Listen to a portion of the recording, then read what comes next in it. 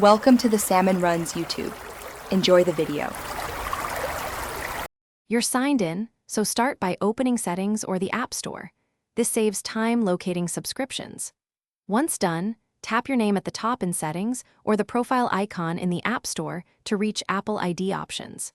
Make sure you're using the exact Apple ID tied to Apple Music. Otherwise, you'll cancel the wrong account. You need this verified so the next screen shows active subscriptions and avoids unnecessary account confusion or missed billing cycles. Now navigate to Subscriptions. In Settings, tap your name, then Subscriptions, or in the App Store, tap your profile and Subscriptions.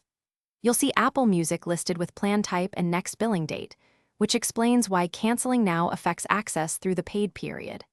Tap Apple Music to expand options and review whether you're on individual, family, or student plan, because cancellation rules and family sharing impact who loses access. Take a moment to note the renewal date so you know when. Tap Cancel Subscription and follow the prompts to confirm.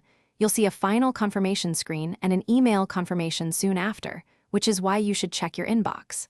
Service stays active until the next billing date, so you won't lose the paid time you've already purchased.